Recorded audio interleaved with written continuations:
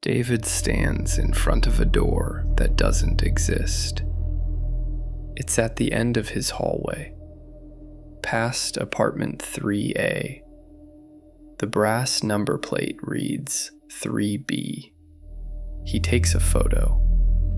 When he checks the image, there is no door, only a solid, uninterrupted wall.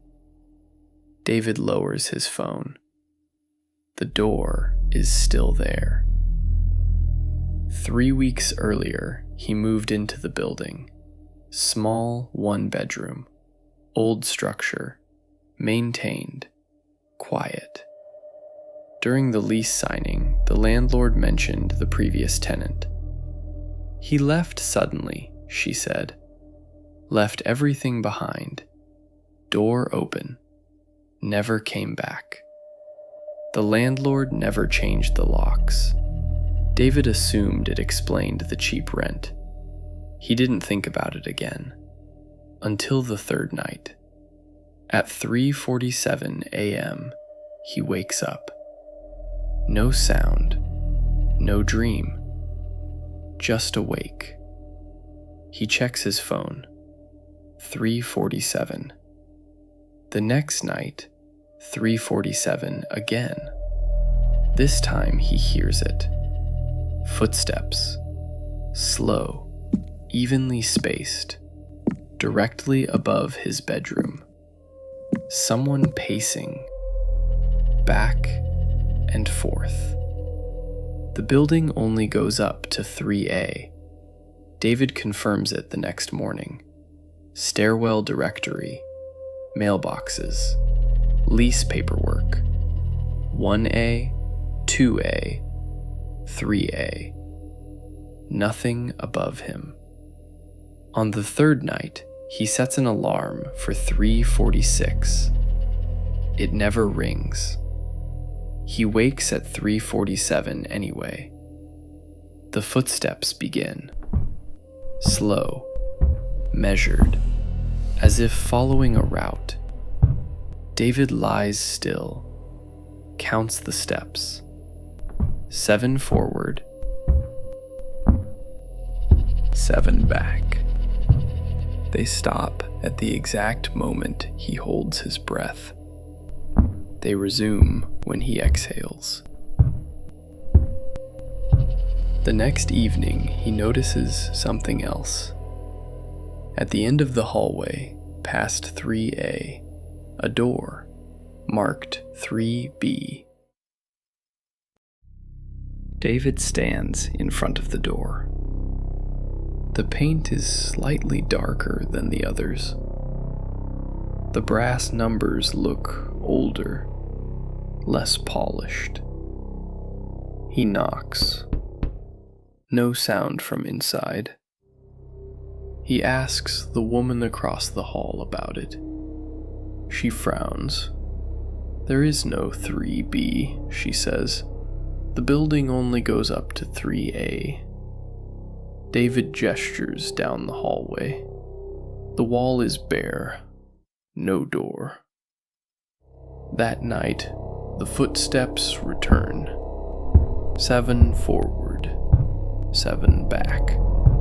He counts again, but this time, the pattern shifts. 8 forward, 7 back, as if correcting itself. The next morning, he takes another photo of the hallway.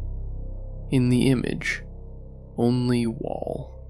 When he zooms in, the lighting in that section looks slightly darker.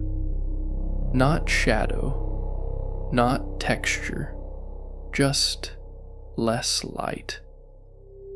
David opens his closet. Inside are storage boxes. He doesn't remember packing them. Each one is labeled in black marker, in his handwriting. He opens the first box. Clothes that fit him, but not styles he wears. Books with dog-eared pages at passages he has never read. At the bottom, a small notebook. The first page reads, "If you're reading this, you can see it too." The entries describe the footsteps, the door, photographs that don't match what the eyes see. The handwriting becomes less steady over time. Sentences repeat, shorter, sharper. It walks in the pattern of my day. It copies where I stand. It waits where I wait. David flips to the last entry. 3B isn't above me. It's overlapping me. That night, he doesn't turn the lights off. 3:47 a.m. David is already awake, waiting. The footsteps begin, but they aren't above him. They're inside the apartment, not crossing the floor, not approaching, moving with him, each step arriving just before his heartbeat. David presses his hand against his chest. The rhythm falters. The footsteps adjust. He shifts slightly in bed. The pacing shifts with him. He swings his legs to the floor. The next step lands just before his foot touches the ground. David stands. The apartment feels narrower. Not physically, just compressed. He walks toward the hallway. The rhythm follows. 7 forward, 7 back. But he isn't moving that way. He stops.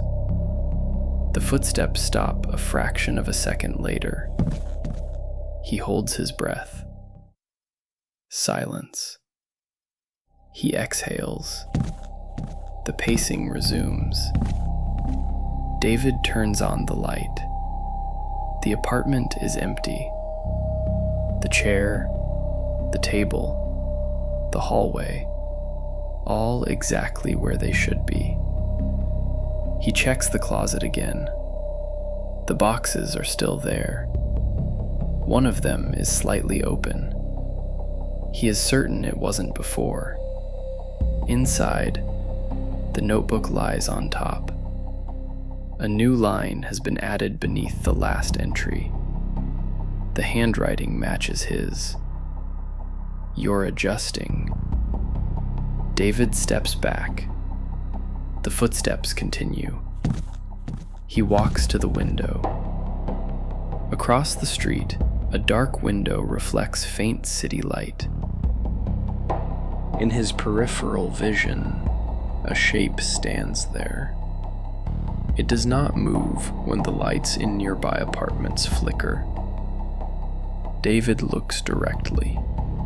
For a second, he sees a gray coat, the outline of a shoulder, a hand lowered at its side, still.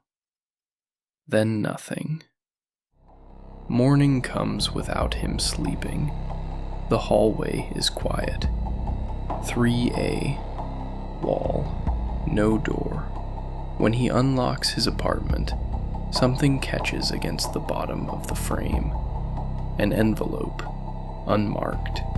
He doesn't remember hearing anyone approach. He doesn't remember sleeping at all. David picks it up. The paper feels warm.